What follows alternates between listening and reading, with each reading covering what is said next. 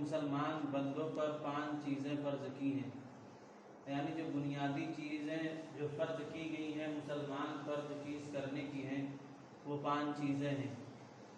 پہلی چیز توحید ہے، لا الہ الا اللہ محمد رسول اللہ کا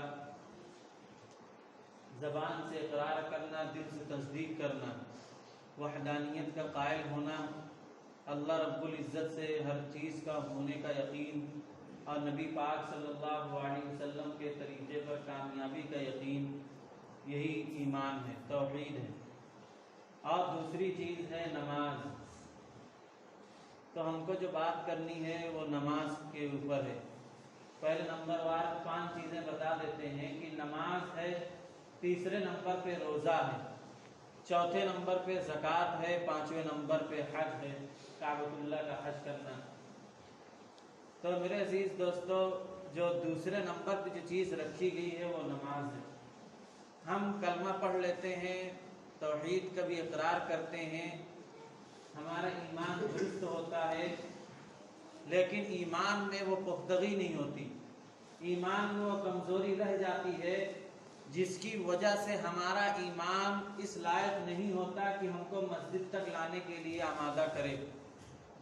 ہم مسجد نہیں آ پاتے، ہم نماز کے لیے نہیں آ پاتے مسجد، اور نہ نماز کہیں پڑھتے ہیں، جہاں بھی ہوتے ہیں کہیں نہیں پڑھتے نماز، اور بیماری میں تو اور دور کی بات ہے۔ یعنی جو لوگ تندرست ہیں، طاقتور ہیں، کمزور نہیں ہیں، جن کے پاس اٹھنے بیٹھنے کی صلاحیت ہے، نماز پڑھ سکتے ہیں آسانی کے ساتھ، لیکن نہیں پڑھتے، تو یہ ہمارے اندر ایمان کی کمزوری ہے۔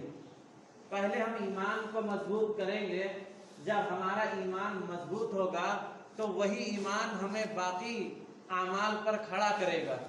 اگر ہمارا ایمان کمزور ہوگا تو ہم کو ہمارا ایمان اعمال پر کھڑا نہیں کر پائے گا۔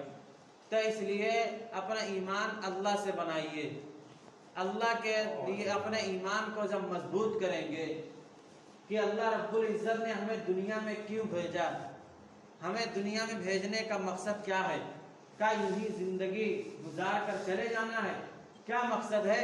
جب اس پر غور کریں گے کہ ایک دن مٹ جانا ہے، ایک دن ختم ہو جانا ہے، تو ہمارا ایمان کچھ بنے گا کہ ہمیں وہ کام کرنا ہے جو ہمیشہ ہمیش کام آنے والی چیز ہے، ہمیں اس کی طرف توجہ دینا ہے۔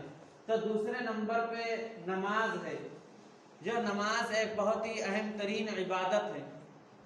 اگر اس چیز کو ہم نماز کو اگر نہیں پڑھیں گے تو گویا ہمارے مسلمان ہونے کا ثبوت نہیں ہوگا، کیونکہ ایمان تو اندر کا مسئلہ ہے، یعنی دل سے آدمی پتہ چلتا ہے کہ ہمارا ایمان مضبوط ہے۔ یعنی 4 آدمی بیٹھے رہتے ہیں تو اس میں پتہ نہیں چلتا کون مسلمان ہے کون نہیں، لیکن جو ایمان والا ہوتا ہے وہ اندر سے مسلمان ہوتا ہے۔ اب جب اذان ہوئی، اب 4 آدمی میں سے اگر 2 آدمی چل دیے نماز کے لیے، 2 نہیں چلے، تو پتہ چل جائے گا کہ یہ 2 لوگ ایمان والے نہیں ہیں، باقی جو 2 لوگ اذان ہوئی مسجد چل دیے یہ ایمان والے۔ تو ایمان وہ نماز جو ہے یعنی کافر اور مسلمان کے درمیان فرق کرتی ہے، یعنی امتیاز کرتی ہے۔ جو آیت پڑھی گئی ان الصلاۃ تنہی عن الفحشاء والمنکر، کہ یقیناً نماز جو ہے وہ برائیوں اور بے حیائیوں سے روکتی ہے۔ اب جب ہم نماز نہیں پڑھتے، جس کی وجہ سے ہم بے شمار برائیوں میں ملوث ہوتے ہیں، بے شمار غلطیوں میں، بے شمار خرابیوں میں مبتلا ہوتے ہیں، تو اس لیے جب کوئی شخص نماز پڑھتا ہے تو خود بخود یعنی اس سے باقی گناہ چھوٹتے چلے جاتے ہیں، خود بخود اس سے باقی چیزیں ہٹتی چلی جاتی ہیں جو غلط چیزیں ہوتی ہیں۔ لیکن ایک سوال یہ بھی ہوتا ہے کہ بہت سے ایسے ہیں کہ جو نماز پڑھتے ہیں لیکن پھر بھی برائی نہیں چھوٹ پاتی، تو اس کا جواب یہ ہے کہ اگر نماز اگر صحیح پڑھی جائے گی، یعنی اس کے مستحبات، واجبات اور سنن کا خیال کرتے ہوئے، فرائض کا خیال کرتے ہوئے باقاعدہ نماز اگر پڑھی جائے گی خشوع اور خضوع کے ساتھ، تو پھر یہ کیفیت ہوگی کہ اس کے اندر سے برائی ختم ہو جائے گی۔ لیکن اگر یوں ہی دکھلاوے کے لیے اگر کوئی پڑھے، یا پھر یوں ہی ٹائم پاس کرنے کے لیے چلیے خالی بیٹھے نمازی پڑھ لیتے ہیں، غیر من کے نماز پڑھے، نہ سنت کا خیال ہے نہ مستحب کا، نہ واجبات کا خیال ہے، ایسے تیسے نماز پڑھ لی چل دیا، نہ صحیح سے وضو کیا، نہ صحیح سے نماز پڑھی، تو پھر اس سے برائی نہیں چھوٹے گی۔ برائی نماز وہی شخص کی برائی چھٹائے گی جو شخص نماز کو اس کے مستحبات، واجبات، فرائض کا خیال رکھتے ہوئے نماز پڑھے گا، تو وہی شخص برائیوں سے چھوٹے گا، وہی شخص برائیوں سے بچے گا۔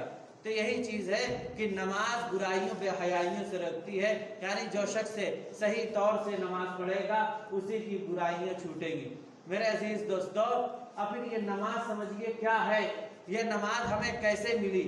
نبی پاک صلی اللہ علیہ وسلم جب معراج تشریف لے گئے تو وہاں اللہ رب العزت نے اس تحفے سے نوازا، یعنی نماز